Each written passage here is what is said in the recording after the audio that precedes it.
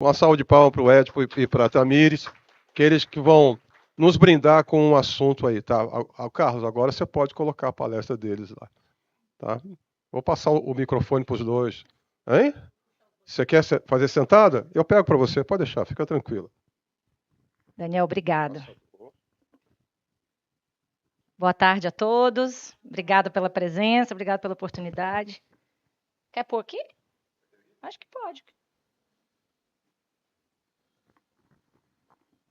É porque o Edipo quer fugir, e se eu colocar ele sentado, ele fica mais...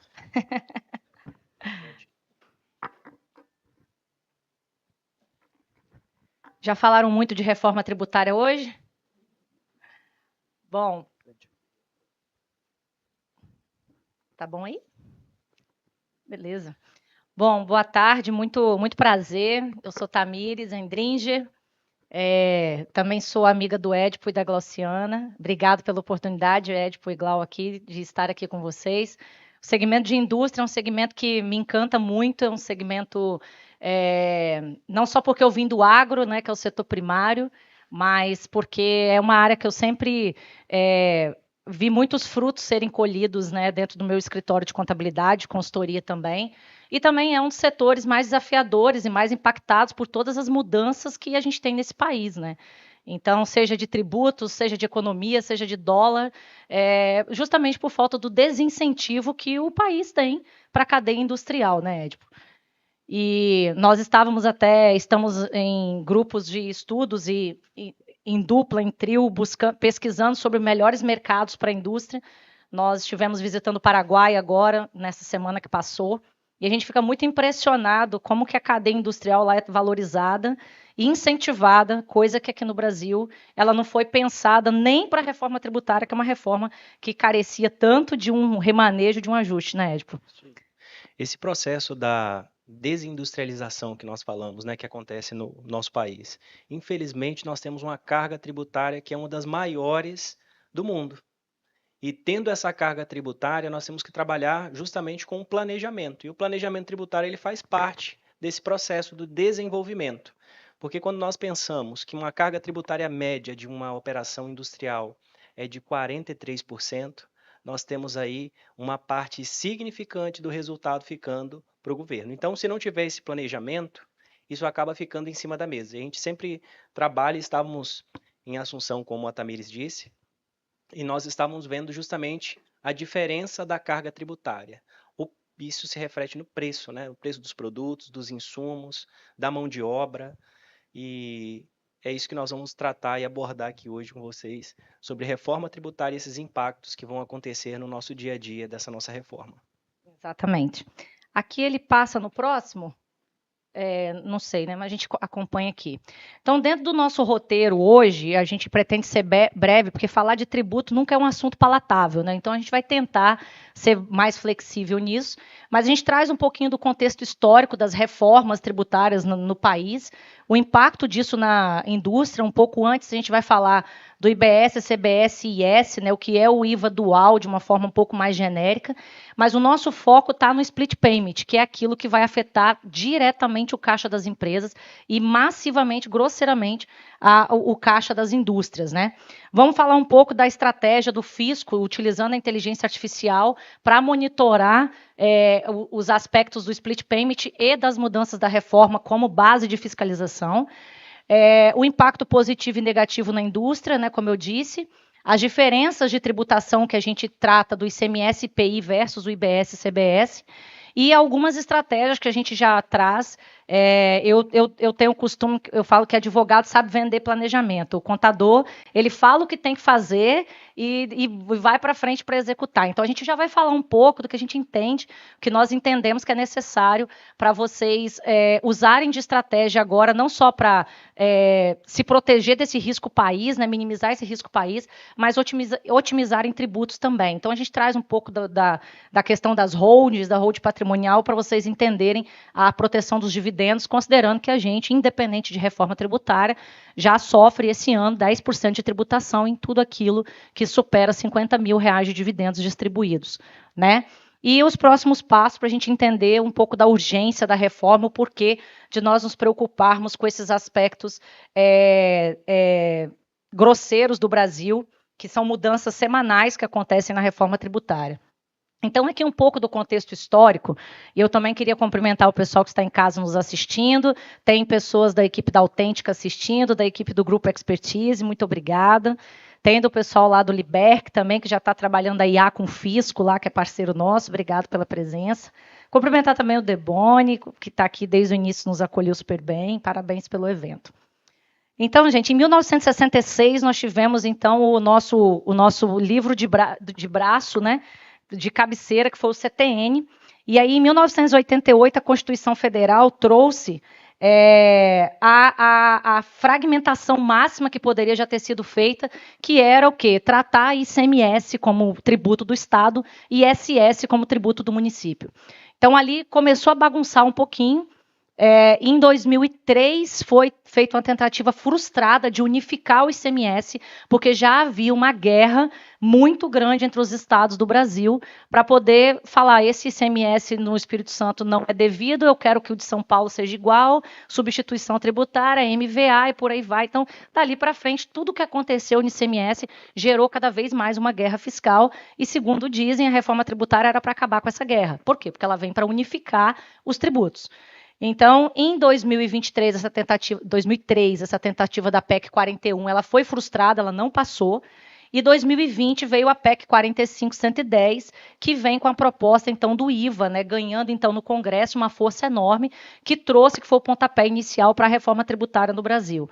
Então, o IVA, ele é um modelo de tributação já em muitos países, Portugal, já há 10 anos atrás, eu já fui assistir o modelo do IVA em Portugal e Holanda, enfim, vários países, mas aqui no Brasil eles conseguiram complicar o IVA, que era muito simples lá em Portugal, e criaram, além do IVA aqui, com a PEC 45, eles criam o IVA dual, né? Então a gente tem mais um tributo além do tributo unificado, mais uma forma de tributação. A gente tem sempre um tentáculo no polvo maior do que nos outros mares, o nosso é diferente. E aí, em 2023, teve a emenda 132, que traz a aprovação aí em tempo recorde, aonde muitos deputados não tinham nem lido o projeto da reforma, e eles aprovam, então, o IBS, o CBS e o IS, né? Então, eu estou falando de uma substituição do ICMS, do PIS, do COFINS e do IPI, e do ISS, por 3 tributos, então, IBS, CBS e IS, que é o imposto seletivo, né? Que é o imposto do pecado, que é aquele imposto que muitos de nós aqui, muitas indústrias vão pagar também de forma diferenciada. E em 2025, agora, bem recente, a Lei Complementar 2214, ela regulamenta o split payment, que ele é o que, de fato, traz o maior impacto para nós, para todos nós contribuintes, pessoas físicas e jurídicas, que traz um impacto em toda a sociedade, que é o quê? Pagar tributo de acordo com o pagamento ou o recebimento. Então, essa é a palavra-chave hoje da nossa conversa, que não vai durar nada mais do que 40 minutos, a gente não vai cansar vocês com isso, mas o que a gente quer dizer com isso? Que depois da Lei Complementar 214, várias emendas foram feitas nesse assunto. Inclusive, agora, dia 3 de junho, veio outra emenda falando do split payment, que foi autorizando os bancos e os sistemas de instituições financeiras a se adaptarem em tempo recorde a partir de hoje para o layout do sistema para o split payment. Então, o que é a reforma tributária e o que é o split payment? A reforma tributária vai se falar que eu vou substituir o sistema atual, que já não é mais tão atual ainda, porque eu já estou em uma transição, eu já estou na transição da reforma tributária, onde em 2026 eu já precisei destacar os meus impostos da alíquota de ensaio, né, da alíquota teste, para o IBS e para o CBS, né? E aí, no novo sistema, que já é também a partir de 2026, que é o que eu acabei de falar, já existe, então, o IBS, o CBS e o IS como forma de teste. Nós estamos aqui todo mundo estudando como fazer isso. A gente já sabe que antes a minha tributação era na origem, agora a minha tributação é no destino. O crédito financeiro é um crédito financeiro pleno. Então, que vai ter tributo, que vai aumentar a carga tributária, nós já sabemos. Não tem como a gente decidir que isso vai ser bom. Não, eu sou extremamente otimista, até demais. Eu acredito que a reforma ela vem para transformar a economia e melhorar a vida dos contadores, a vida dos empresários, a vida do fisco, nem se fala. Mas eu sou otimista sobre o ponto de vista operacional dela, sobre a lógica da reforma, ela tinha que acontecer. Ela tinha que vir com um contexto de simplificação como ela vende que ela é. Mas ela nunca escondeu que ela seria para aumentar tributos. Ela nunca vendeu a ideia que ia diminuir tributos. Então, eu não posso ser pessimista em dizer que, ou ser confiante em dizer que qualquer um dos partidos, Flávio Bolsonaro, PT, seja quem for, venha trazer, vamos parar com a reforma tributária porque ela não deu certo. Eu não sou otimista quanto a isso. Eu acho que não tem como parar a reforma mais, ela já está acontecendo, não tem para onde correr. Agora, eu sou otimista em dizer que ela vai ser melhor. E tenho que ser realista em dizer que ela vai aumentar a carga tributária. Então, considerando isso, se ela vai aumentar a carga tributária, ela aumenta a carga tributária para toda uma sociedade, para todos nós. Sejam aqueles que pagam o tributo lá na hora que compra o pacote de arroz, o pacote de sabonete, o pacote de shampoo, né? Seja para nós, industriais ou prestadores de serviço, que vamos pagar o imposto aqui, no ato do caixa. O que significa isso? Significa que o crédito financeiro pleno, ele está vinculado ao split payment automático. Significa que na hora que a sua fatura for liquidada, o seu tributo vai ficar guardado para o fisco. Porque vai existir o modelo de split payment, que é a divisão de pagamento, que aqui no Brasil já veio sendo ensaiada pelos e-commerces, pelos marketplaces, já é um modelo testado em muitos países e que funciona. Aqui no Brasil, o que a gente tem de equiparação ao split payment é a plataforma do Mercado Livre, por exemplo, aonde você entra, você compra um produto na Magalu, ele entrega a mercadoria na sua casa com a nota da Magalu e a Magalu só recebe aquele valor menos 16% da taxa do Mercado Livre. Isso é split payment. Na hora que você faz o pagamento, o sistema divide o pagamento e transforma o que é da Magalu para ela e o que é do Mercado Livre para ele. Aqui vai ser a mesma coisa, o split payment de pagamento tributário, na hora que a sua nota for liquidada, que você emitiu para o seu cliente, ele vai pegar o que é IBS e CBS e vai mandar automaticamente para a conta corrente do fisco, que vai ser para quem? Quem é o fisco agora? É o Comitê Gestor da Reforma Tributária, não é a Receita Federal, é um órgão vinculado ao governo, que vai distribuir o que é ISS, o que é ICMS para os estados, mas nós vamos vincular o pagamento todo dentro da conta do Comitê Gestor da Reforma Tributária, Comitê Gestor do IBS e CBS. E a diferença vai bater no seu caixa. Então, a gente que gostaria de emitir notas, receber aquele pagamento e guardar aquele tributo em aplicação ou me financiar dele, como muitas empresas fazem, eu não vou mais poder fazer isso. Esse dinheiro não entra no meu caixa mais. Então, 30, 40 dias de tributo no meu caixa não vai mais existir. Ele vai direto para o fisco, eu não vou ver a cor dele. A parte ruim disso, que já é ruim, mas a parte pior ainda, é que aquele tributo que você se creditaria, que na indústria é todo sobre insumo, todo aquele tributo que você se creditaria, na hora que você paga a nota fiscal para o seu fornecedor, você vai automaticamente pagar o seu imposto para o fisco, ele também não fica no seu caixa. Então, a mesma forma que o fornecedor você tem o fornecedor para você, tem o seu split payment para a sua venda, você vai ter o split payment do seu fornecedor para a sua compra. Então, o crédito em cima da nota fiscal de compra, ela vai ficar também guardada para o fisco, ela não vem para você e nem vai para o fornecedor. Então, ou seja, eu não vejo mais dinheiro de alíquota nenhuma de tributos no meu caixa, né? Para nós que trabalhamos há alguns anos com recuperação de empresas, estruturação de empresas, gestão de crise, eu participei de algumas grandes recuperações judiciais no Brasil, mas algumas bastante tristes aqui no Espírito Santo. A primeira coisa que a gente detecta no cenário de crise de uma empresa é a empresa se financiando de tributos. Então, ela pegou o imposto mais caro que ela poderia para poder ela poder se financiar, ou seja, ela deixou de pagar o imposto e pagou as despesas dela da operação, ou aplicou na operação dela. E pega caro, por exemplo, esse ano com a Selic do tamanho que está, né? Qual é o problema? Não tem mais nem essa opção. Então, muitas empresas se salvam com o dinheiro do fisco. Eu conheço empresas, vocês conhecem empresas, que elas não pagaram imposto, esperaram o refis, financiaram, está tudo certo. Se ela não precisar de certidão, ela passa bem a vida assim. Agora, a gente não tem mais essa opção. Então, essa parte também é ruim. Essa parte é ruim porque eu não tenho mais condição de guardar no meu caixa o imposto que talvez eu vou pagar, né? E eu não estou dizendo que não é para pagar imposto. Eu também não gosto de pagar, eu gosto de pagar o menos possível.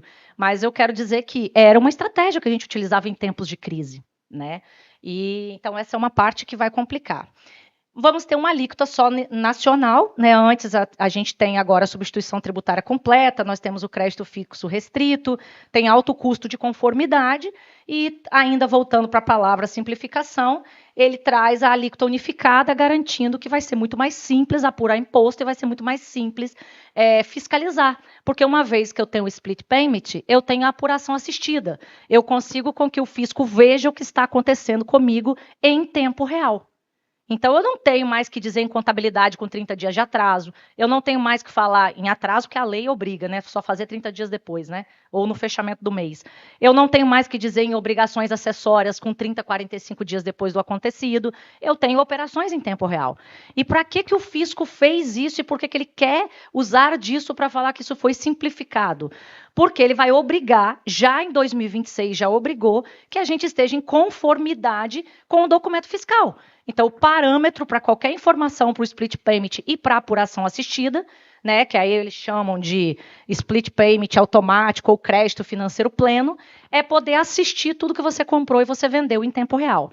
Hoje isso já existe? Hoje isso já existe, já tem a nota fiscal eletrônica. Qual é a diferença? O fisco não tem a capacidade de olhar para isso em tempo real e tirar da sua conta o dinheiro do imposto que você guardaria. Então, ele vai fazer isso a partir do split payment. E quem é o dono do split payment? Quem é o responsável por fazer isso e mandar para o fisco? Graças a Deus, não somos nós, nem os contadores, nem as empresas. São os bancos. Os bancos é que são os fiscais, ou serão fiscalizados pelo fisco, para adotar todas as medidas possíveis para o split payment funcionar. Por quê? Porque eles são os liquidantes. São eles que recebem o pagamento dos boletos. Recebem todos os recebimentos, os pagamentos estão na mão deles. Pode falar. Super interessante que quando nós pensamos nessa lógica, nós começamos a observar que a apuração assistida ela vai ser baseada nos documentos fiscais emitidos. Então, partindo desse pressuposto que o documento ele vai ser o caminho para que aconteça essas apurações, então a gente volta justamente para o nosso dever de casa, que é o quê? A parametrização do sistema da forma correta, a operação de lançamento daquele imposto da forma correta, para que você possa apurar o crédito no ato da emissão. Então, se foi emitida uma nota fiscal pelo meu fornecedor e nós não observamos, o fornecedor não observou a alíquota específica ou colocou de forma errada, enfim, o que acontece? No ato, você recebe um documento que não lhe possibilita a tomada do crédito na totalidade. Então, nós já observamos isso e a gente já observa uma parte do split payment, a gente costuma observar na indústria. Quando você compra da indústria, já tem lá, por exemplo, um tributo que a indústria já repassa direto, que é o IPI. Quando você compra de uma empresa que tem substituição tributária, que muitos aqui da DBM parametrizaram durante muito tempo, até na Dienca até parou de comprar alguns produtos porque eram substituição, né, Nádia? Então, esses produtos, por exemplo, que são substituição, você já observa que já tem acrescido na nota fiscal esse imposto que posteriormente é devolvido. Mas no split payment, não. Essa operação ela já vai ficar direto retida. Então, quando nós começamos a observar as apurações assistidas, a forma com que vai ser feita essa operação, a gente tem mais certeza que parte da configuração e da parametrização do sistema, todo esse caminho novo da apuração assistida. Então, a gente já fazendo já cenários de simulação, de operação, nós passamos de uma contabilidade e de uma forma de apurar essas operações que era retroativo, olhando pelo retrovisor, e hoje nós vamos olhar justamente a partir do documento emitido, no ato, no fato gerador. Então, a consultoria nesse processo, a contabilidade, ela parte de uma operação onde nós assistimos o passado para justamente poder orientar para que o futuro ele seja bem feito. É isso aí, porque o impacto dele, de novo, não é sobre a alíquota do tributo, e sim o fluxo de caixa que você precisa monitorar, ou seja, é um dinheiro que vai deixar de existir no seu fluxo de caixa, né? Aqui a gente trouxe uma simulação de como seria, então, a arrecadação em tempo real do split payment. Então, você vai emitir a nota fiscal na indústria, nota fiscal eletrônica, ela vai ser destinada automaticamente para o banco de dados das instituições financeiras, porque as instituições financeiras, elas terão uma obrigação acessória, que é justamente fazer bater, que é o que a gente faz hoje na contabilidade, a nota fiscal com o pagamento. Eles têm uma espécie de conciliação, nós temos uma conciliação. Eles vão ter uma espécie de conciliação que vão ter, na base de dados deles, a nota fiscal que o liquidante vai lá apresentar o pagamento depois. Então, essa nota fiscal vai nessa base sistêmica para os bancos, vinculado, obviamente, à Receita Federal, porque é a central de notas. Por isso também que criaram um portal nacional de nota fiscal eletrônica para serviço, também por isso, porque o split payment também se aplica para empresas prestadoras de serviço, tá? E aí o pagamento é splitado. A nota está lá, o Edipo foi lá e pagou, e aí o pagamento é splitado, ou seja, ele é separado. Vai o valor líquido para o fornecedor e vai para o fisco o imposto em tempo real. Então, isso vai eliminar o lapso temporal, né, entre o fato gerador e o recolhimento, ou seja, eu não tenho mais aquela visão da operação 30 dias depois, o fisco, né, nem nós, mas o fisco principalmente, que foi para ele que isso foi criado. Vai ter o combate às empresas noteiras e fraudes em carrossel. Então, ou seja, aquela coisa de cancelar a nota também já vai acabar, vai cair totalmente. Não tem condição de cancelar a nota, vai acabar isso. Porque, ou seja, ou se tiver que acontecer, vai ser um tanto quanto complexo fazer, né? E o crédito do adquirente é vinculado ao efetivo recolhimento do fornecedor. Então, imagina, se o seu fornecedor não recebe, o seu cliente não paga, o que acontece com o seu tributo? É isso. O Estado do Espírito Santo, não me recordo exatamente a data, ele já veio com algumas regras parecidas com essa para efeito de ICMS, né? Ele falava o seguinte, você vai ter que denunciar o seu cliente que não está pagando imposto. Porque se você, no ato da emissão da nota, não fizer a consulta se ele está apto para emissão de nota, você vai ter que denunciar para mim que ele está devendo imposto, ou que ele não tem a certidão, e eu vou suspender a inscrição estadual dele. Começou ali. Ali era um ensaio. Isso já existe no Espírito Santo, está em pleno vigor, mas ele vai acontecer automaticamente você vai denunciar, você vai ser denunciado e vai denunciar o seu cliente automaticamente quando você for não receber a sua liquidação ou não fizer seu pagamento. O seu cliente vai falar, o pagamento não entrou, com certeza vai ter uma flag lá dentro da conta corrente da Receita Federal dizendo que o seu imposto daquela nota não foi pago, porque o seu cliente não pagou a nota. Então, tem uma gestão de fluxo de caixa e de inadimplência, de cobrança altíssima aí para isso. Né? E o impacto no fluxo de caixa é o que a gente vem falando toda hora que desde o início empresas não retêm mais o imposto como capital de giro. Né? Alguma dúvida até aqui? Pode perguntar, porque só a gente falar fica cansativo. Nós esquecemos de falar do formulário para eles terem o diagnóstico. Não sei se... No final, nós vamos deixar um formulário para que a gente possa entender um pouco sobre a sua realidade, a realidade da sua empresa e fazer um diagnóstico. Então, nós vamos colocar um QR Code aqui na tela para que possamos analisar a sua operação, se você tiver interesse, obviamente. Então, nós vamos analisar para trazer um cenário da sua realidade tributária dentro da reforma, já com IBS, CBS. E não vai ter fatura para liquidar. Bom, semana passada, dia 3, né, saiu o ato conjunto da Receita Federal e o Comitê Gestor do IBS, no Diário Oficial, falando, o número 2, né, é o segundo desse ano já, falando sobre o manual de integração das APIs dos bancos com as operações de notas fiscais. Então, desde o dia 3/6, nós já podemos pedir para a DBM, para o banco, adequar junto à DBM o modelo de split payment. O split payment efetivamente será fiscalizado, cobrado e auditado, como dizem, a partir de 2029. Mas se eu já estou com a informação em nota fiscal a partir de 2026, o ensaio do split payment já vai começar agora. Então, as empresas que foram escolhidas como empresas modelo para a reforma já estão com exigência a cumprir, e os bancos nem se fala. Então, o que mais mudou para os bancos, né? Eles que são os prestadores de serviço de pagamento, eles receberam o manual técnico e eles vão fazer essa integração. E o prazo para o desenvolvimento deles já começou. O que muda para nós, né, empresas, indústrias, comércio, distribuidores e prestadores de serviço? Na liquidação da nota fiscal do CBS e IBS, vai direto para o fisco, a conta vai receber apenas o valor líquido e a Ernst Young e a KPMG já prepararam, né, isso aqui é uma informação, os grandes clientes dele para participar desse projeto. Só que não quer dizer que as pequenas empresas não vão participar disso. Por quê? Mentira que o Simples Nacional não entrou na reforma tributária. Existe uma brincadeira não anunciada, né? Existe um presente que o fisco não traz. Ele traz uma reforma tributária com alto nível de simplificação, que é o que ele vende, aonde somente as grandes empresas têm condição de se adequar. E aí ele mantém fora do texto da reforma as empresas do Simples, que não precisam fazer SPED ECD, que não precisam fazer bloco K, que não precisam fazer um monte de coisa, mas fala o seguinte: você que é do Simples pode optar por uma alíquota apartada. Você pode escolher por fazer um regime híbrido. E por isso você pode escolher a cada 6 meses qual regime tributário você quer adotar. Então, o que significa isso? Ele está dizendo o seguinte: a mesma regra que a DBM, que a Autêntica, né, que a Naturelli utilizou, porque ela tem um alto nível de compliance fiscal, que ela precisa ter para poder sobreviver na reforma, vai ter que ser feito para você também. Então, toda pequena empresa e média empresa que está no Simples Nacional vai ter que passar por esse processo. Por quê? Porque ela também emite nota fiscal eletrônica.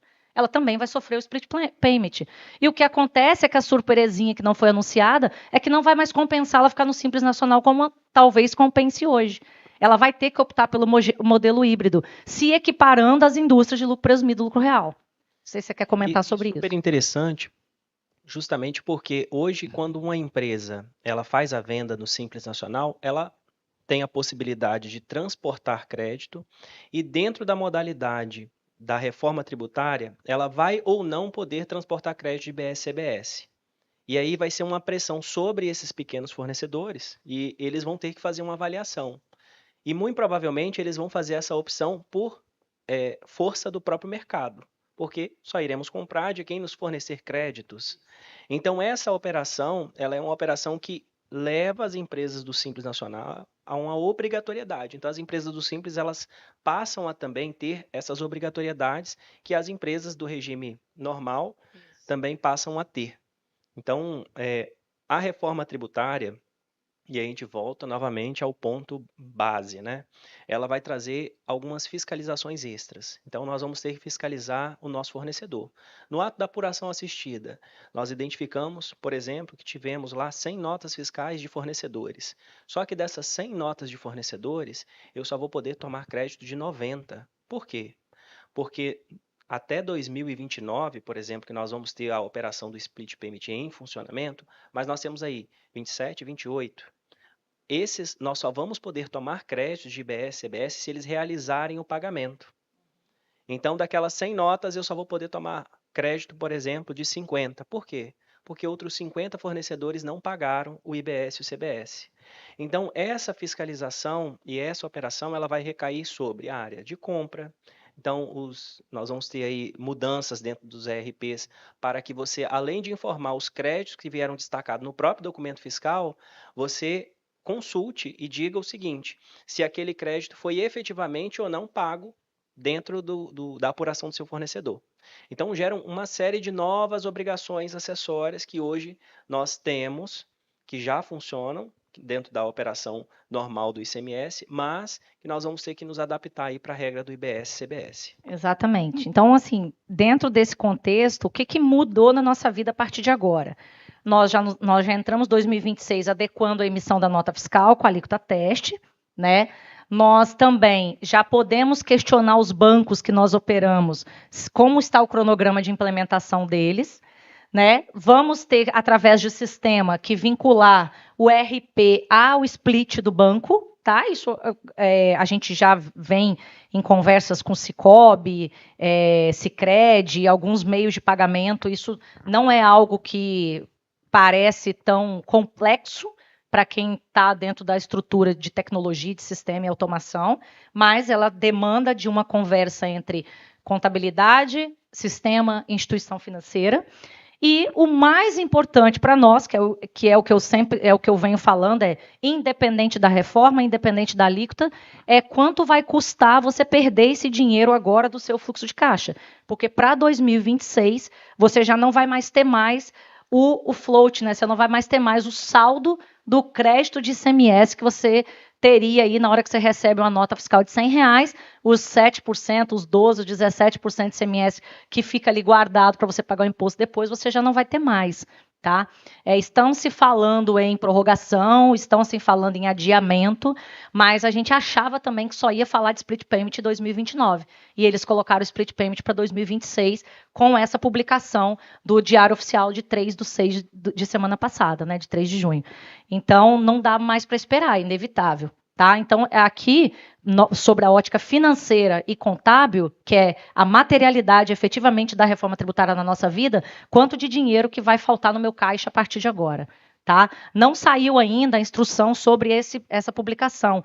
Então, eu não tenho uma data efetivamente que a Receita vai travar o sistema para nós para isso. Eu acredito que ela vai receber uma sinalização dos bancos de que está tudo pronto dentro do prazo que os bancos receberam para isso. Há de se dizer que em agosto já estaria funcionando. Tá? Então, ou seja, é para 2026, né?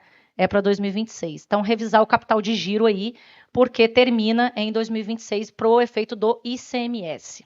Quer falar um pouco de IA, do fisco, como é que eles fiscalizam? Atualmente, quando nós fazemos operações, por exemplo, com empresas que buscam incentivos fiscais, principalmente aqui no estado do Espírito Santo, que é um estado que tem muitos incentivos, muitas empresas elas têm justamente aquela preocupação, né? Hoje nós vamos estar dentro de um operador logístico para fazer a nossa transição de mercadorias. Então, a mercadoria vem de São Paulo e vai ser escoada, por exemplo, para o Nordeste, enfim. E aí, essa mercadoria, obrigatoriamente, ela passa pelo estado do Espírito Santo. Hoje nós temos uma obrigação acessória que os operadores logísticos fazem, que é justamente o quê? Informar ao fisco quais empresas estão locadas dentro do operador e quais foram as movimentações que elas fizeram no decorrer desse período. Então, é muito comum, e dentro dessa operação, quando uma empresa ela faz a instalação e pede, por exemplo, um incentivo no estado do Espírito Santo com PET, que muitas empresas elas sejam já logo no começo, ela recebe da Receita Estadual uma obrigatoriedade de comprovar que ela está dentro de um operador e que ela está operando. Então, a gente manda essa documentação para o fisco para que eles façam essas liberações. E é aleatório. Às vezes, eles sorteiam uma empresa, faz o bloqueio da inscrição e pede que seja apresentada essa documentação. Então, como que eles fazem isso? E aí, o Estado do Espírito Santo ele investe muito em IA e nesse processo como um todo. Então, quando uma empresa, por exemplo, ela tem notas fiscais que sai de São Paulo, passa pelo Estado do Espírito Santo e vai para o estado, por exemplo, da Bahia, então tem uma operação de passagem aqui, e a Cefaz ela identifica que não existe conhecimento de transporte MDFE vinculado, ela já faz o quê? A Cefaz do Estado do Espírito Santo ela já lança um alerta. E aquela empresa ela já vira alvo. Por quê? Porque como que essa mercadoria está transitando e não tem um documento fiscal do transporte acobertando? Então, muitas empresas elas têm essa preocupação e aí elas já têm por parte da Cefaz, essa fiscalização e aí eles perguntam, mas eu tenho caminhão próprio? Como que está acontecendo? Então, a gente já apresenta, não, mas aí você tem que justamente tratar com o MDFE. E o Estado do Espírito Santo é um dos principais, foi pioneiro nesse processo de fiscalização eletrônica.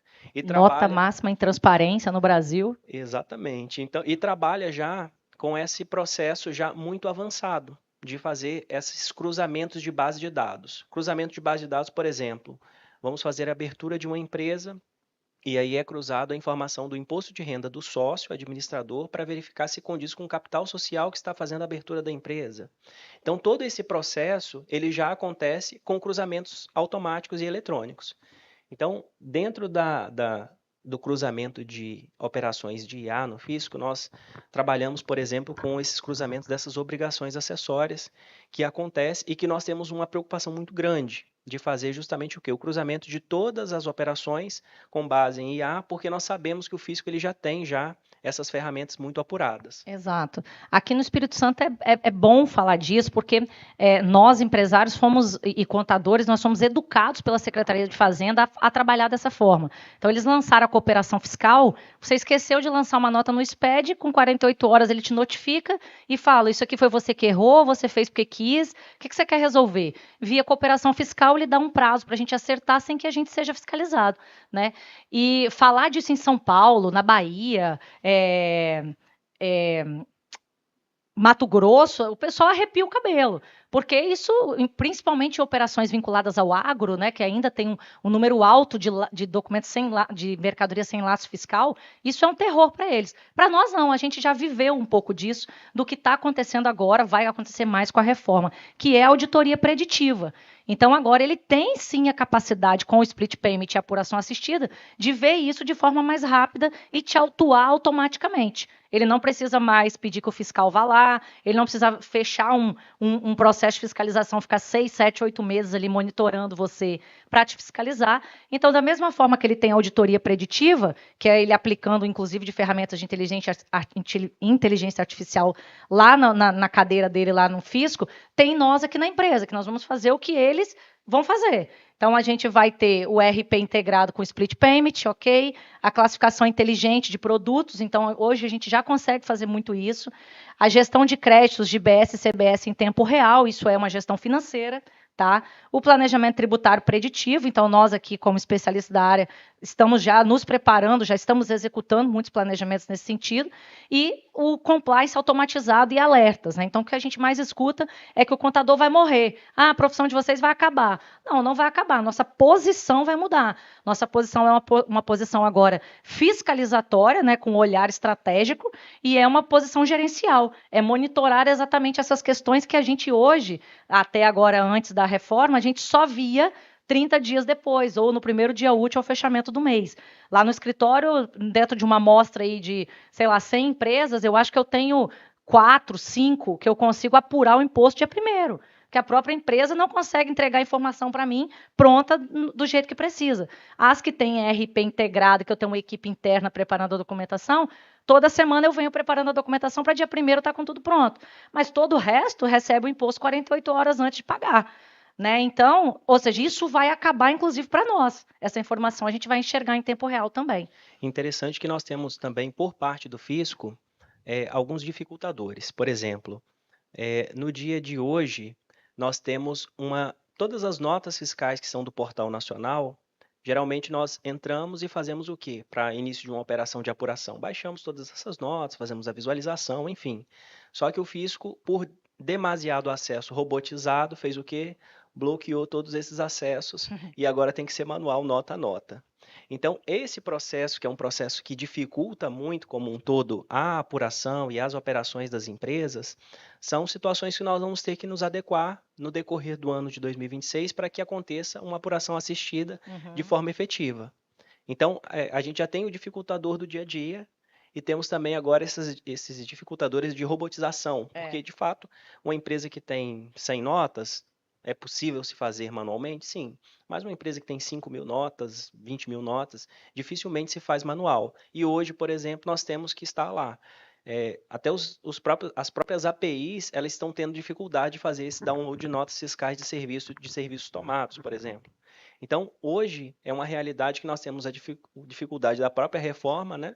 E vamos ter também essas dificuldades que os sistemas eles estão se adequando aí para esse processo de download dessas notas fiscais e que cada dia parece que há uma dificuldade maior. Novos problemas, novas soluções, e parece que estão maiores. Quanto mais simplifica, pior fica. Bom, aqui os velhos riscos de sempre, né? O risco de empresas sem a adequação ao RP tem um risco de atuação maior. Né, a classificação errada, que é velha, né, qualquer classificação errada é perda de crédito. Há uma vantagem da reforma, né, que salvo algumas raras exceções, 100% de tudo que você adquire para a indústria é creditado. No comércio, quase nada era, agora 90% vai ser creditado. Então, vem essa vantagem.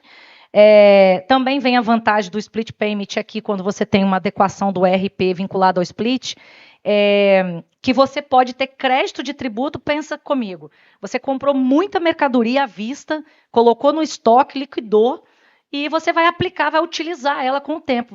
Eu tenho um cliente que ele compra materiais ópticos, ele compra estoque para 3 anos para pagar à vista, porque realmente não é um produto que muda muito, é um bloco de vidro. Então, ele pode comprar estoque para 2 anos, 2 anos e meio e deixar ali. Ele consegue um preço muito melhor. Só que o custo dele naquele mês vai lá em cima, o financeiro dele teve o desembolso. Mas esse caso, por exemplo, o split vai ser um sonho para ele, porque ele vai ter muito mais crédito de imposto do que débito, porque ele vai vender aquelas lentes durante 2 anos. E aí ele vai ter um saldo de crédito que ele pode, inclusive, pagar os impostos e deixar ele lá acumulado. Ele, inclusive, é corrigido. Então, algumas áreas vão ter as suas... A indústria, inclusive, tem vários exemplos que tem essas exceções positivas, né? Você vai necessitar cada vez mais de profissionais em todas as áreas, mas sobretudo tributário, com domínio de inteligência artificial. Então, todo dia o que se fala é sobre inteligência artificial, a gente vai precisar disso, porque o fisco já está mais do que gabaritado, e a privacidade e segurança dos dados cada vez mais segura por conta dos vazamentos. Esses são os nossos riscos.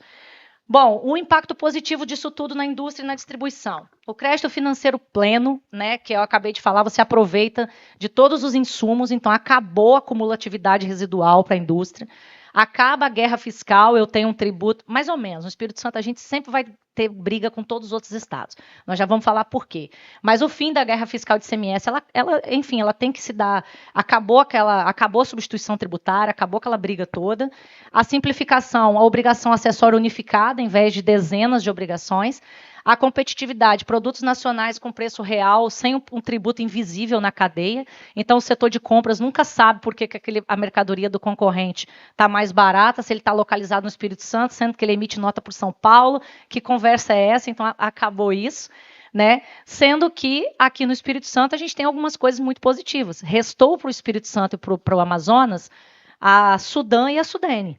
Então, Sudam e Sudene são benefícios tributários /financeiros federais. Eles não são não são benefícios do Estado. Igual o Fundap também não é um benefício tributário, ele é um benefício financeiro. Então, quando eu falo em benefício financeiro, eu não estou dizendo que isso vai acabar com a reforma. O Compete, o Invest Indústria, o Invest Trade, o Compete E-Commerce, o Compete Atacadista, eles vão acabar a partir de 2029, finalizando o benefício no Espírito Santo até 2032.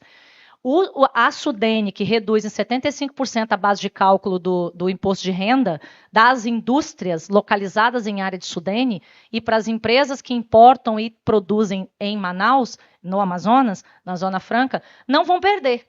Então, se eu for eficiente tributariamente, financeiramente, igual a todos os meus concorrentes no Brasil, eu ainda assim sou o melhor se eu estiver em algumas áreas no Espírito Santo. Estava conversando com o Deboni ali, inclusive para empresas de tecnologia.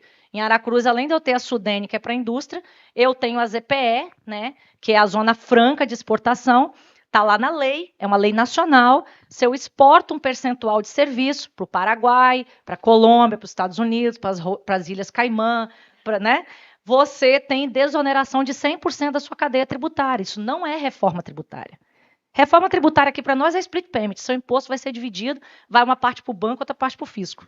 Uma parte para você, outra parte para o fisco. Agora, como eu vou ficar melhor em relação aos meus concorrentes, é só você estando numa área como nós estamos, e a gente é privilegiado por isso. Né? Se a gente já é bom com os incentivos fiscais que a gente tem aqui, a gente continua bom mesmo quando a reforma estiver efetivamente aplicado no nosso caixa. Né? Então, a gente gosta de falar disso, porque isso é um fator de competitividade. E de competitividade, assim, para que ninguém seja competitivo, ninguém possa competir conosco, porque nós ainda continuamos, ainda seremos os melhores. Tá? Temos também como impacto positivo a devolução de crédito. Né? Então, o prazo máximo é de 60 dias para o saldo credor acumulado. Então, você pode ou pagar impostos daquele dinheiro que está acumulado do seu crédito lá no banco do fisco, ou você pode pedir a restituição desse valor. Tá? Então, se a gente tiver que falar em furo de caixa, a gente só vai falar de 60 dias de furo de caixa. Diferente de agora, que se você tiver que pedir restituição do fisco, do dinheiro que você tenha de crédito tributário, ou ele demora 6 meses, quando ele é muito rápido, ou ele demora em até 5 anos para voltar para você. Isso se você não for fiscalizado, né? Para ter o seu dinheiro devoluto.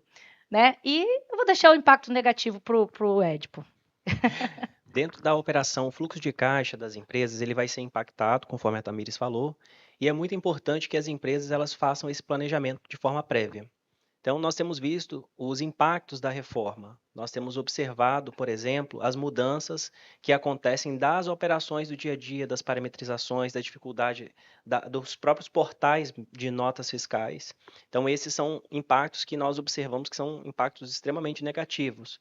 Porém, nós temos também observado impactos positivos dentro dessa operação. Por exemplo, nós observamos que antes nós tínhamos quase mais de 5 mil portais de notas fiscais para verificar notas fiscais de serviços que eram escriturados. Hoje não. Hoje nós temos algumas prefeituras que ainda estão operando nos seus portais próprios, mas a grande maioria das prefeituras já aderiram ao portal nacional. Algumas compulsoriamente, o fisco fazendo ali a obrigatoriedade de repasses federais e colocando como contrapartida a adesão ao portal. Então, mas nós temos deste lado uma observação que é o seguinte: hoje nós temos como ponto positivo desse impacto, nós temos a operação, por exemplo, de maior acuracidade nessa busca de notas fiscais.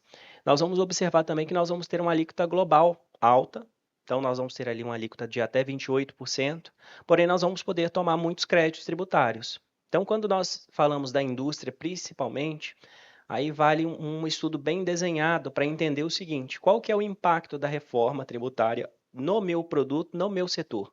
Então, nós vamos ter que analisar o produto, nós vamos ter que analisar o setor, porque para muitos setores a reforma tributária ela vai ser justamente um nivelador. Então, nós vamos ter ali um setor, por exemplo, a gente estava falando de setor de operações de produtos de higiene e limpeza, é um setor que, se a empresa, por exemplo, ela cresce, ou ela tem que ser muito grande para ela estar no real, ou ela tem que ficar ali segmentada até um teto de faturamento, porque ela não pode sair do Simples Nacional. Já com a reforma, não. Todos vão estar ali dentro dessa mesma base de tributação, e aí nós vamos ter que trabalhar efetivamente com o quê?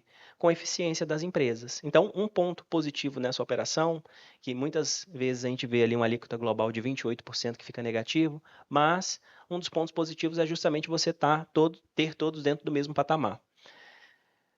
Um dos pontos negativos, e esse é o que me mais dói, é justamente essa escrituração. Nós vamos ter que trabalhar, hoje nós trabalhamos, por exemplo, com uma indústria, uma operação padrão industrial, nós temos ali escriturações de ICMS, dentro da FD ICMS-PI, nós temos escrituração de PVAs específicos de PIS e COFINS dentro dos PVAs de PIS e COFINS, nós temos escrituração de FD contribuições, de FD ICMS-PI, temos também ali escrituração da ECF, temos a FD contábil. Tudo isso nós vamos continuar fazendo durante esse período.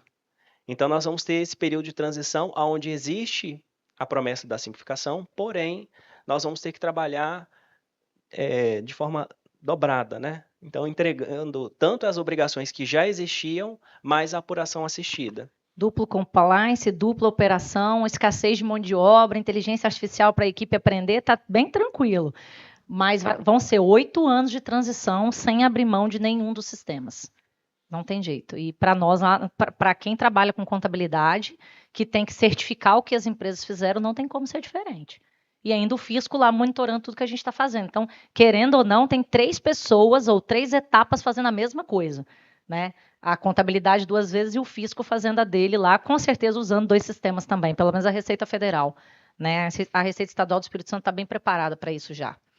E acho que a dor grande vai ser quem opera, né, com tabaco, bebidas e itens poluentes, né, que vai ter uma carga extra. Eu tenho um cliente que ele vai chegar a 39,5% de tributação, sem falar do imposto de renda e da contribuição social, por conta do imposto seletivo, tá? Então, nem vamos discutir que a carga é uma das mais altas mesmo, né? A diferença entre o antes e o depois, então aqui é um fator bem prático para vocês, tá? A base de incidência, o aspecto de base de incidência do que é o sistema atual é o quê? Hoje você tem que emitir nota e você vai pagar o tributo em cima da circulação / industrialização. Né? No sistema novo, vai ser sempre no destino. O crédito no sistema atual é físico, apenas insumos diretos. Então, no novo sistema, ele é financeiro. Vai ter o crédito sobre todos os insumos. O recolhimento é com base na declaração mensal que nós fazemos lá na contabilidade.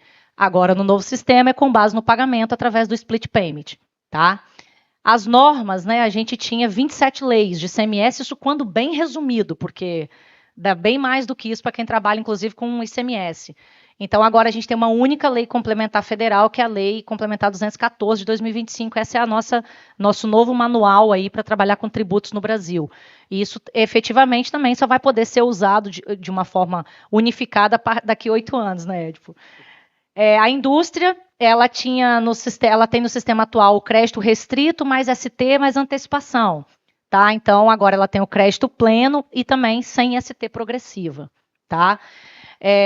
O distribuidor, ele tem muita dificuldade de recuperação de crédito hoje, por conta do que a lei fala, permite e não permite. Muita gente vai no risco, atua com liminar, pega tese jurídica e tal.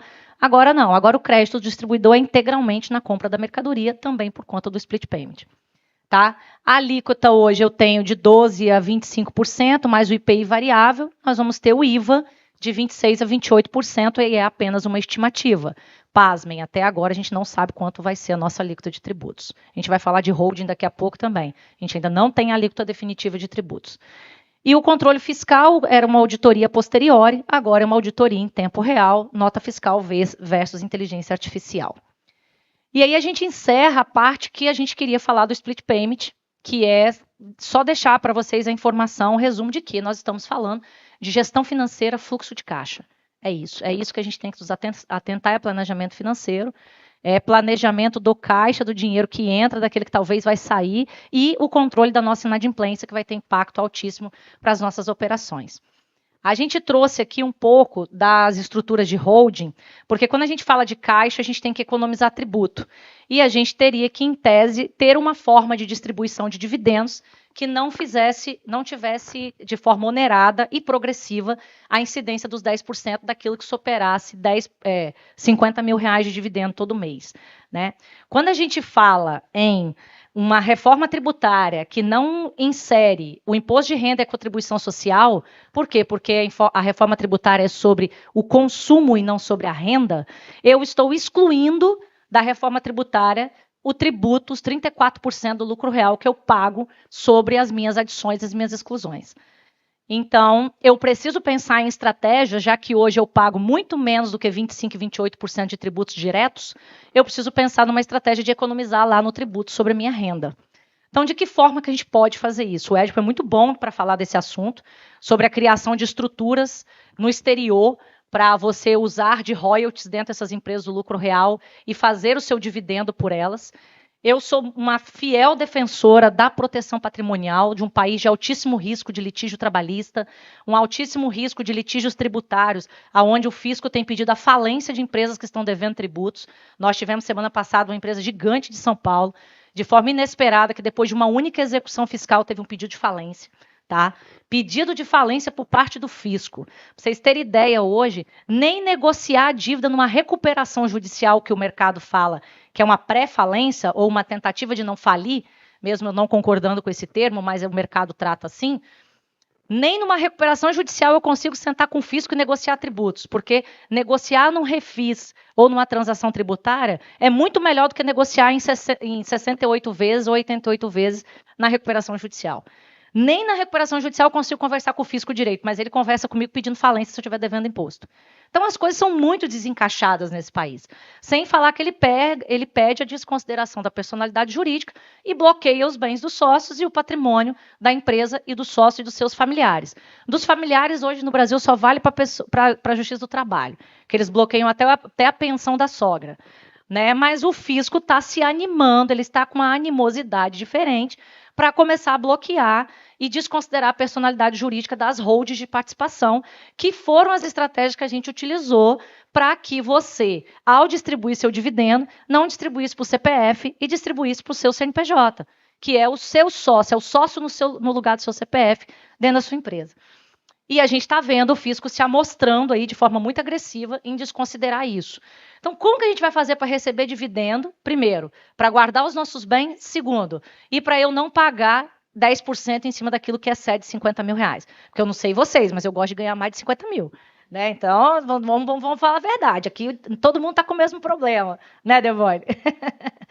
Então, a gente está aqui para dizer o seguinte, nós precisamos pensar em estruturas eficientes também para empresas do lucro real, utilizando não só de uma gestão eficiente de fluxo de caixa, mas de benefícios que estão previstos na lei, de estruturas societárias sofisticadas, para a gente poder vencer essa maré alta, essa onda forte que está vindo aí agora, 2027, 2029, ainda mais. E aí, a gente tem sempre que, antes de eu passar para o Edipo, falar também uma coisa importante. Nós precisamos definitivamente separar o que é patrimônio do sócio do que é patrimônio da empresa. E separar o que é holding pura do que é holding mista. E aí a holding, o patrimônio do sócio é aquela casa que você tem na Ilha do Frade, nas Bahamas, né, que tem lá em Miami, né? É o seu bem, é o seu patrimônio que a família usufrui dele, né? Exceto as aplicações financeiras, que a gente sabe que tributariamente não é eficiente botar dinheiro em holding. Mas todos os seus bens, os seus cavalos, suas obras de arte, suas joias estarem dentro de uma estrutura para que você possa mitigar os seus riscos país em cima desses bens. Quando que isso acontece? Quando você tem uma execução fiscal, ele manda desconsiderar a personalidade jurídica, ele vai desconsiderar a personalidade jurídica de uma holding de participação societária e não da sua holding de bens, da casa que você mora, do carro que você anda, do terreno que você planta seus tomates, seu feijão e seu café. Então, é isso que a gente precisa separar. O que nós vamos falar aqui hoje é sobre holding de participação, donas de marcas e de participações societárias que estarão fora de uma estrutura nacional, para que você possa não só distribuir os seus dividendos, mas que você também possa separar do seu patrimônio de uso pessoal. E isso também é diferente da holding dos seus bens que geram aluguel, que essa sim teve uma melhora tributária. Por quê? Na pessoa física, hoje, antes da reforma, você paga 27,5% em cima do aluguel, da receita de aluguel que você tem na pessoa física, e paga 15% em cima do ganho de capital, aliás, de 15% até 27% em cima do ganho de capital na venda e na alienação desses imóveis. Se você colocou esses imóveis dentro dessa holding imobiliária, que é diferente da patrimonial, que é diferente da de participação, que é diferente de uma holding internacional, é uma quarta holding, ela é uma holding imobiliária, ela vai sofrer no máximo 16% de tributação com a reforma. No máximo. E isso serve para sucessão, para economia, para transferência para os bens, para os herdeiros, né, que é a economia na sucessão, tanto inventário como doação em vida, com usufruto, mas ela também vai servir para a venda e a alienação desses imóveis, ou alocação desses imóveis, pagando no máximo 16%. Hoje, no presumido, você paga 14%. Na pessoa física, você paga 27%. Agora, você vai pagar no máximo 16%. Então, se a gente disser que nós temos imóveis que estão na pessoa física e eu quero colocar numa holding, a resposta é: compensa você fazer isso numa holding, porque a reforma tributária não piorou muito esse cenário. Tá? Então, eu vou deixar o Ético falar da parte das estruturas para dividendos e para participações societárias, que eu, particularmente, acho esse o ponto mais importante aqui da nossa conversa. Quando nós falamos de uma operação estruturada, nós trabalhamos justamente com a possibilidade de trabalhar em uma estrutura, em um país, por exemplo, que nós temos a menor carga tributária possível, que tem uma redução da carga tributária. E ao nosso lado aqui nós temos, por exemplo, o Uruguai, com 11 anos de isenção fiscal. Nós temos o Paraguai, com isenção de rendas oriundas do exterior. Então, quando nós trabalhamos com essa operação e quando nós temos essas possibilidades, nós costumamos observar o seguinte, e aí vamos a um caso prático aqui, que nós vamos montar aqui um cenário. Imagine que nós façamos aqui uma abertura de uma determinada empresa, e essa empresa ela tem um royalty que ela paga ao sócio, por exemplo, em detrimento à utilização do nome da marca. Então, ela tem ali uma marca, por exemplo, vamos pegar aqui a DBM. Então, o Deboni ele faz uma abertura de uma operação societária e de uma estrutura societária fora do país, e ele pode escolher uma operação em um país onde a carga tributária seja mais baixa. Uma carga tributária, por exemplo, no Uruguai, de 0%, ou no Paraguai, também de 0%, onde você não paga nenhum tipo de tributo sobre receitas oriundas do exterior. Então, olha que interessante. Sendo essa empresa aqui brasileira no lucro real e pagando dividendos referente, ou pagando essa utilização dessa marca para a operação no Paraguai ou no Uruguai, nós temos o quê? Nós temos ali uma despesa sendo gerada do lado de cá, ou seja, redução do imposto de renda, da contribuição social e um pagamento ao exterior em uma empresa, em uma estrutura societária onde você não vai pagar nada de tributo. E aí você fala o seguinte, mas como que eu vou fazer a utilização desse valor, enfim, se você tiver, por exemplo, uma estrutura no nosso lado aqui no Paraguai, você tem a possibilidade de utilizar um cartão, que é um cartão que você utiliza para sacar um dos maiores bancos do Paraguai, por exemplo, o Itaú. Você consegue utilizar esse mesmo cartão para fazer saques aqui no caixa eletrônico. Banco do Brasil. Banco do Brasil, por exemplo. A gente tem um shopping que tem, Passeio La Galeria, que tem um Banco do Brasil dentro do shopping. Então, assim, você tem toda a estrutura brasileira do nosso lado. E fazendo a operação e migrando para um país onde você tem uma carga tributária extremamente reduzida, extremamente competitivo. Então, o planejamento tributário, ele é um dos pontos de extrema importância para que você reduza a sua carga tributária, para que você tenha economia dentro da sua operação e para que você não tenha ali um impacto dessa tributação. A gente poderia falar aqui por muitas horas, por exemplo, sobre questões voltadas à indústria, montagem de indústria nesses complexos operacionais. Então, por exemplo, quando nós montamos nossa primeira operação de migração para o Paraguai, isso em 2019, nós trabalhamos justamente com a migração de uma empresa que aqui no Brasil ela fazia importação de alguns determinados produtos, que eram produtos de aço, e também fazia importação de polietileno. E tinha uma carga tributária de 35% de imposto de importação sobre esses produtos, sobre essas importações, e mais um antidumping, que aí é equivalente a mais 20%. Então, você tem uma conta aí de 55% só de carga tributária. Então, o que essa empresa fez? Ela montou um processo industrial no Paraguai, com uma carga tributária extremamente reduzida, importando dos mesmos fornecedores chineses, trazendo a operação para o Paraguai, e ali ela teve redução de 55%, só da carga tributária. E aí faz sentido você manter o seu resultado no país onde você vai pagar 34%, ou faz sentido você manter 34 mais 10, ou faz sentido você manter no país onde você vai pagar ali 1% sobre o lucro? A grande estratégia é você realizar o lucro nesses países que têm segurança jurídica, inclusive, para isso. Eu lembro que há 2, 3 anos atrás eu ia conversar com os clientes. Temos que abrir uma holding lá nas Ilhas Caimã, ou lá na Flórida, ou lá em Dubai.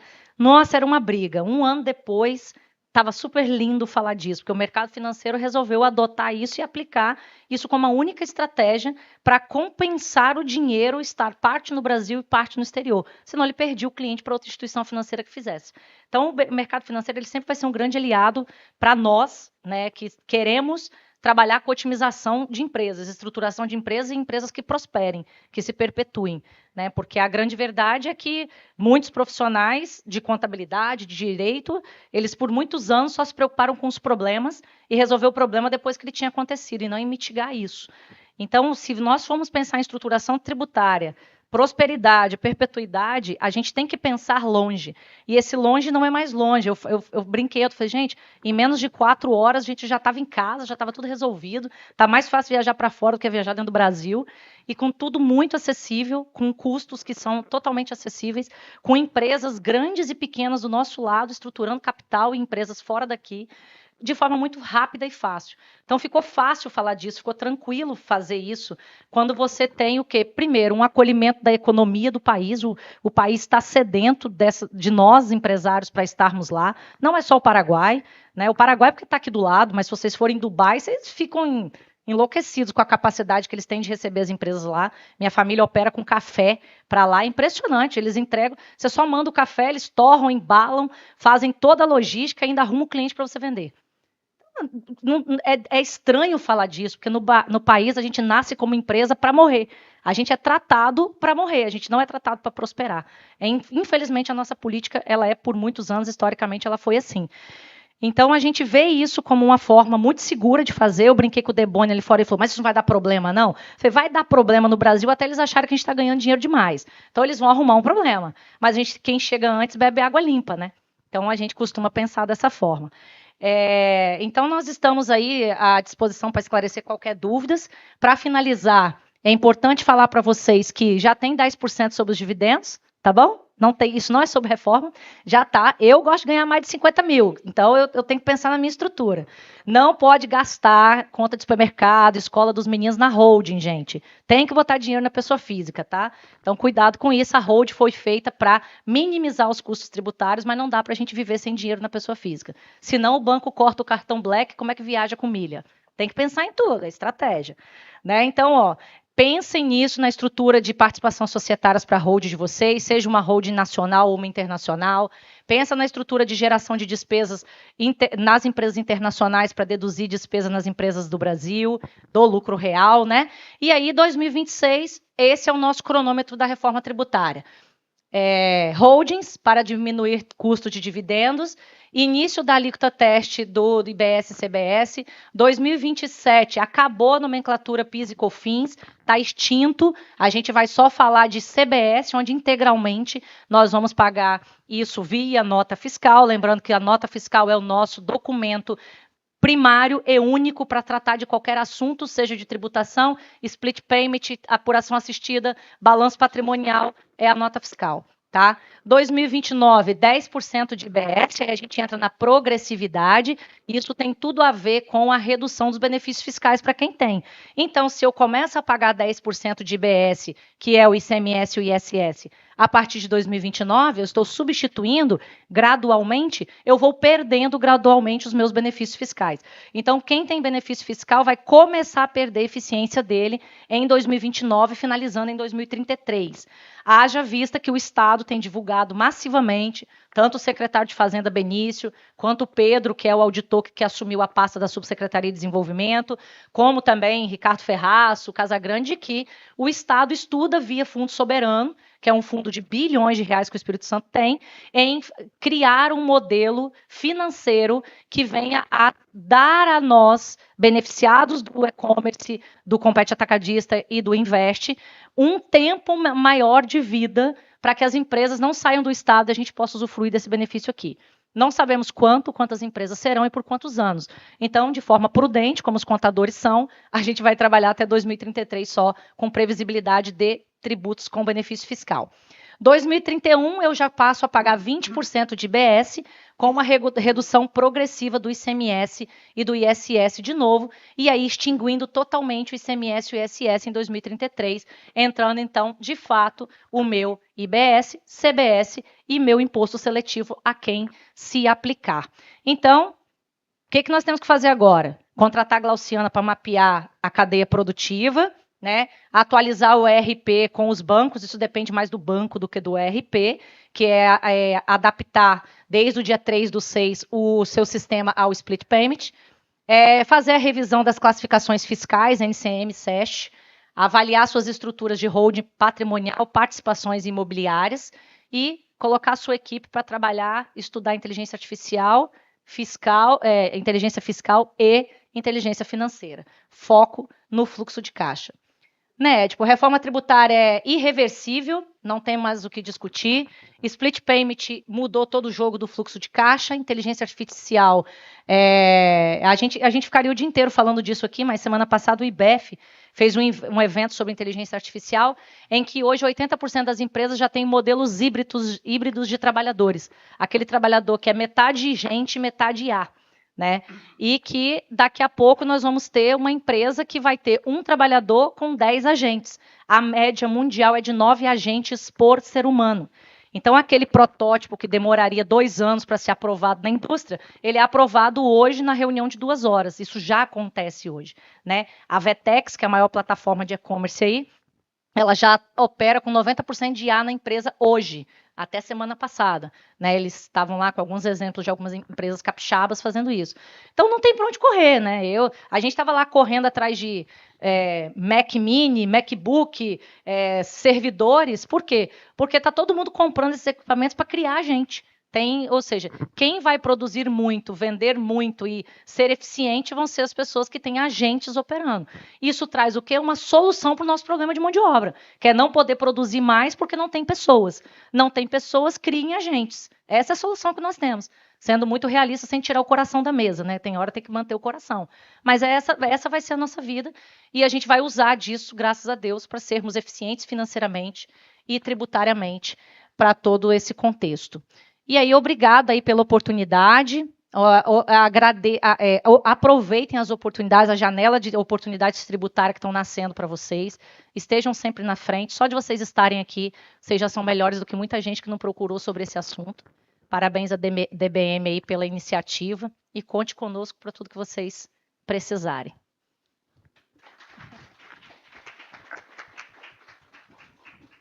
Espera aí, não vou embora não. Calma. É, não tem aqui, já recebi algumas perguntas aqui. Mas só para colaborar aí com a tua fala sobre a IA, primeiramente, tudo que está sendo feito de IA hoje vai mudar tudo daqui mais um tempinho.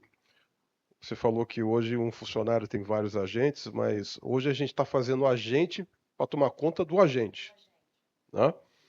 Então, essa é a tendência do mercado. Para vigiá-los, né? E eu não vou usar o termo vigiante, né? Mas sim, a gente chama que é o agente supervisor, Sim. tá? Ele supervisa o trabalho dos outros agentes, tá? É, bom, parabenizar pela exposição de vocês, mas tem 5 perguntas aqui que eu vou transformar numa, porque elas estão entrelaçadas e eu acho que vai valer mais meia hora de palestra. Tá? Bom, eu vou resumir aqui a pergunta seguinte: qual é o impacto da reforma na composição do meu preço de venda? Na minha compra do meu produto, na minha matéria-prima de produção. São perguntas diferentes, mas eu estou juntando tudo aqui, tá?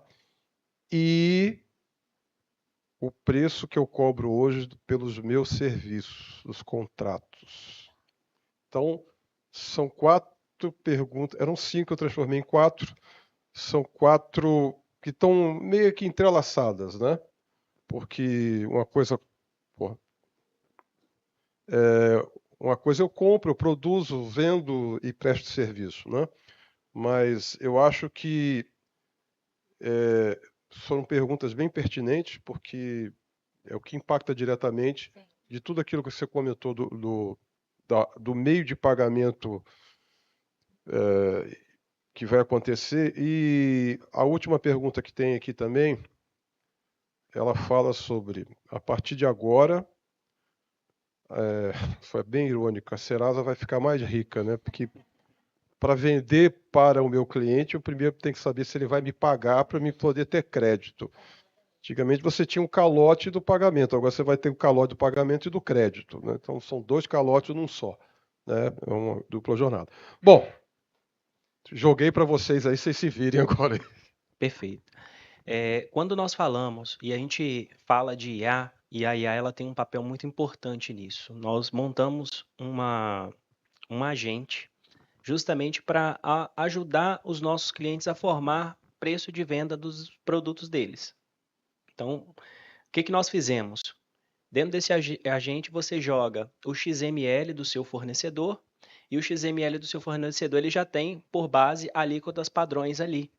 Então, ele tem ali a alíquota padrão da operação já da reforma, e dentro desse XML, ele já te diz se é viável no cenário atual você comprar desse fornecedor ou você comprar de outro fornecedor. E aí você joga, por exemplo, o mesmo XML do mesmo produto de 3 fornecedores diferentes, são cenários distintos que vão gerar, porque um vai te gerar crédito, outro não vai gerar crédito, enfim. Então, dentro da reforma tributária, vai fazer muito sentido você fazer essa análise. Se o seu fornecedor ele é do Simples, ele sendo do Simples, ele vai gerar direito a crédito para você, se ele estiver no regime onde ele está fazendo ali o pagamento do complemento? Sim. Se ele não tiver nesse regime, ele não vai gerar direito a crédito para você. Então, o preço dele necessariamente precisará ser mais competitivo do que o fornecedor que te gera direito a crédito, que é do regime normal. Então, ele vai ter que ter um preço melhor. Isso, de certa forma, acontece hoje? Sim. Quando você compra de uma empresa, por exemplo, que gera direito a crédito, de uma empresa que não te gera direito a crédito, de CMS, isso falando de CMS, então, a avaliação que vai precisar acontecer da reforma vai ser essa. E aí, quando a gente fala de agentes, a gente fala justamente porque quando nós falamos dessa operação, nós falamos a nível com uma escala muito grande. Então não tem a possibilidade de você fazer isso se não for a nível de você escalar essa operação. Então você precisa ter validações para no momento da cotação você fazer justamente já o pedido do seu fornecedor dessas informações e ele vai te dizer se ele vai gerar direito a crédito ou não. O sistema ele já vai fazer a consulta dentro do portal, aí deixa essa responsabilidade aí que o Marcos já vai fazer essa facilidade para a gente, de já fazer a consulta para verificar se ele é do Simples ou não e se ele gera direito a crédito ou não, porque ele está ou não no complemento. Então, essa operação faz muito sentido. E se ele é bom pagador, não, né? Porque se ele não paga nota, você não vai automaticamente deduzir aquele crédito do imposto no pagamento do seu tributo. E principalmente para aquela empresa que não tem saldos de crédito. Ou seja, que vai acontecer o caso de você comprar nada e vender muito, porque você tinha estoque lá que você, inclusive, não tinha crédito do split payment. Então, você vai vender sem ter crédito. E aí você tem que pagar imposto. Se você não recebeu o imposto na nota, porque o split payment já jogou para o fisco, como é que ficou a diferença? Então, você vai ter que ter caixa para isso. Isso não é sobre custo, mas é sobre o tipo de pessoa que você compra e que você vende. Então, vai ter que ter um regime muito mais apurado no setor de compra e no setor de venda quanto ao que? A classificação do seu cliente e do seu fornecedor. O Edipo falou muito bem, a classificação do seu cliente fornecedor. Qual é o top 10 lá de eficiência logística, preço e ele é tributado pelo lucro real presumido. Esse tem que ser o top, né? Igual o meu filho fala, tem que ser o top das galáxias. Quem vai estar lá no aquele que eu vou tirar da minha lista? Certamente é o indivíduo do Simples, que é o segredinho da brincadeira que o fisco não contou para quem é tributado pelo Simples Nacional, que realmente é para acabar com o Simples. O modelo da reforma tributária, para quem no Simples Nacional não opta pelo modelo híbrido, é para realmente ele sair do mercado. Tá? Só que como ele demora para sair, ele vai competir com nós industriais que estamos no lucro real tentando sobreviver. Esse é o nosso desafio e por isso tão importante uma gestão muito apurada do custo. E por fim, o maior impacto no nosso custo, seja na compra, na venda, na formação do preço, como um todo, é que a alíquota vai aumentar. E a indústria é a cadeia primária. Então, ela já começa caro para quem é industrial, né? Ela já começa mais alta. E nesse passo faz muito sentido, principalmente para o industrial, fazer a avaliação se vale a pena para ele estar em uma operação de um benefício em um país onde a carga tributária faz ou não sentido para ele. Então, quando nós fizemos essa operação em 2019 dessa indústria, ela faz as operações, ela nacionaliza, ela produz o seu produto, por exemplo, no Paraguai, e ela exporta esse produto para o Brasil. E ela exporta esse produto, e a gente, fazendo uma análise tributária, quando nós montamos essa operação, a forma com que ela faz essa exportação, ela manda este produto para o Brasil. Basicamente, o custo ele é muito próximo ao preço de venda. É uma margem pequena. Então, a margem, como ela fica muito pequena, a parte que é tributada aqui é muito menor. Então, ela tem ali uma operação, o resultado ele fica no exterior e faz muito sentido. Então, a reforma tributária, ela vai exigir que as empresas elas tenham uma operação muito mais enxuta. Por quê? O imposto vai ser maior. Sendo o imposto maior, obrigatoriamente nós vamos ter que passar por estratégias onde a gente consiga ser mais eficiente. E a palavra da vez vai ser eficiência. Exato. A indústria farmacêutica, por exemplo, ela passa numa operação muito antiga e eficiente pelo Uruguai. Então, ela traz todos os insumos ou os produtos acabados, inclusive pela porteira, né, pela porta do Uruguai, realiza o lucro lá e, via acordo no Mercosul, entra com esse produto aqui e ainda vende no Espírito Santo com Investe com Compete. Então, assim, a parte boa da gente estar aqui compreendendo isso e falando sobre isso é que, de fato, eu tenho até 2033 para ganhar muito dinheiro ensaiando operações estrangeiras que já são utilizadas. Né? Eu ainda tenho condição de fazer isso. Eu tenho o Mercosul, eu tenho lá no Paraguai a Maquila, né, que é para efetivamente colocar uma operação lá, e ainda a gente tem a chance, apesar dos pesares desse país ser o que ele é, porque ele é um país muito difícil para quem quer empreender, né? A gente não vai reclamar aqui, apesar de eu ser otimista, mas eu ainda tenho até 2033 para ensaiar o que eu vou fazer quando 2033 a coisa estará muito pior do que ela está hoje. Aqui. Então, eu já tenho a chance de testar quais as possibilidades que eu tenho fora daqui. Da mesma forma que eu falo para meus clientes que são de outros estados. Eu vou sair do Espírito Santo depois de 2032. Para que vocês vão sair do Espírito Santo depois de 2032? Se o seu tributo vai estar igual em todos os estados, o Espírito Santo já é eficiente logisticamente, para que você vai sair daqui? Né? Agora, para que eu vou ficar aqui se eu tenho a opção de ensaiar um cenário melhor em outro lugar? Então, acho que essa é a mensagem final, e a gente se coloca à disposição para ajudar vocês em tudo que for preciso, tanto em nome do Conselho de Contabilidade, eu sou conselheira no Conselho de Contabilidade, sou conselheira do Banestes, todas essas instituições que vocês precisarem de apoio, podem contar com a gente, com toda a nossa equipe. Eu falo que quando a gente tem amor pelas empresas, a gente gosta de dinheiro, mas a gente trabalha apesar disso. A gente precisa ajudar as empresas para que elas cresçam, apoiá-las nesse crescimento, porque vocês são industriais, são vendedores, nós somos contadores, cada um no seu quadrado, juntos a gente vai mais longe. Não é isso? Isso aí. Meu amigo, obrigada pela oportunidade, pelo convite. Eu que agradeço. Mais perguntas? Bom, aproveitando a fala dos dois aqui, né? Em primeiro lugar, comunicar a todos que o Spala também tem um módulo de comércio exterior, ou seja, para exportação. Tá? Então podem ir para Paraguai e para Uruguai que o Spala vai atender, né? Segundo é que eu já quero convidar vocês dois para o próximo DBM Day, para vocês irem falar a palestra sobre como resolver o problema causado pela reforma tributária, né? Porque vai ter muito problema, né? O brasileiro vai ter que se ajustar bastante. E as perguntas que eu passei para vocês aqui tem muito a ver.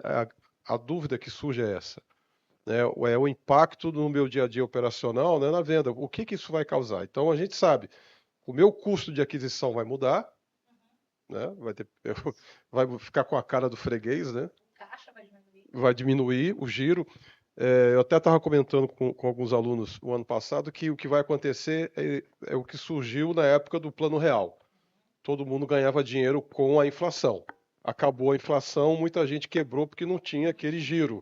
Ou seja, a bicicleta parou, quebrou muita gente. É o que vai acontecer novamente. Muitas empresas, principalmente as micros, vão sofrer muito com isso. E a fala de vocês foi muito importante.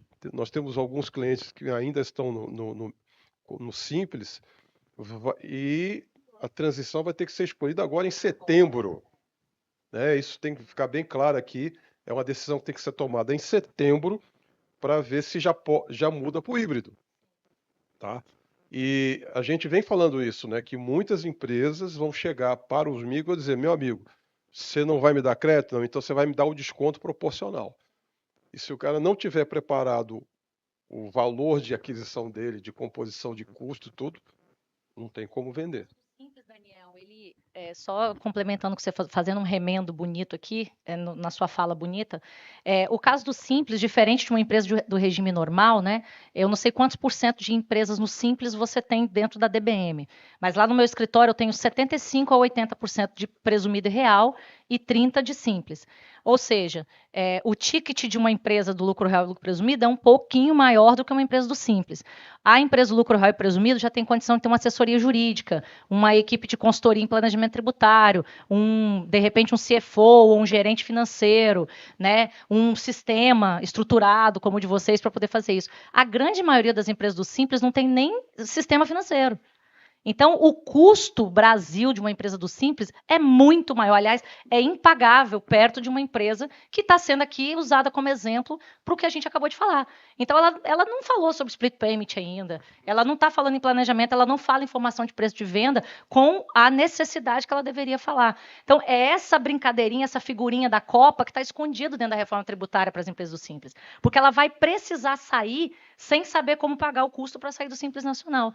E essa é a dor. Essa vai ser sempre a dor do país de quem? De quem é simples e para nós que somos lucro real e presumido que concorremos com o Simples. Porque esse camarada do Simples, ele vai arrumar uma forma de sonegar para sobreviver. E ele atrapalha a nossa formação do custo, porque ele vai conseguir vender mais barato em algum momento, porque historicamente foi assim. E a reforma tributária, ela tenta acabar com isso. Ela tenta acabar com isso, falando que é simples, vamos fazer o seguinte, tenta optar por um regime híbrido, que a gente vai conversar sobre. Mas aí o contador vai virar para ele e vai falar, o modelo híbrido é presumido, né? Nós vamos ter que aumentar 30% o honorário.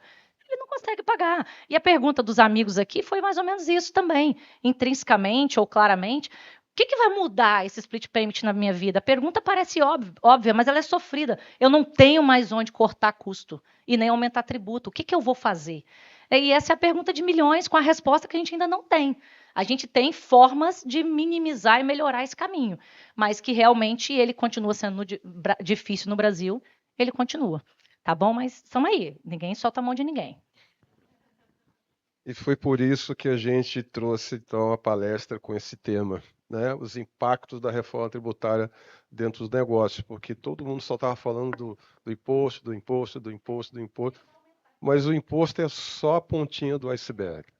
O que vem debaixo desse iceberg aí é que vai realmente colocar, né, as empresas numa situação. Então, em nome da DBM aqui, eu quero agradecer os dois pela maravilhoso, vamos dizer assim, esse mostruário que vocês nos trouxeram aqui de informações para alertar, né? Que é o papel como contabilista, é o papel como economista, é o papel como administrador, que na maioria das vezes as empresas não gostam muito de ouvir a gente, né? Acho que a gente fala demais, né? Que a gente só vê problema, tá? Mas esse é o cenário que nós temos no país e por isso que às vezes a gente é obrigado a ir para fora para escolher algumas coisas menos sofríveis. Mas em nome da DBM, obrigado a vocês. E eu agora vou pedir à equipe da DBM para vir ao palco. Vou pedir aos amigos da palestra que fiquem aqui com a gente, né? A gente vai se despedir do nosso DBM Day e vamos agradecer a presença de todas as pessoas que estiveram com a gente desde 1h30 da tarde até agora, tá? Já convidamos para o próximo DBM Day. Já avisamos também que a DBM estará presente no RP Summit de 2027, tá? No mês de março de 2027. Então, gente, muito obrigado a vocês. Até o próximo DBM Day e fiquem com o Spala. A gente vai continuar dando tom para que vocês continuem com a empresa de vocês afinadas e tocando direitinho. Muito obrigado e até o próximo DBM Day.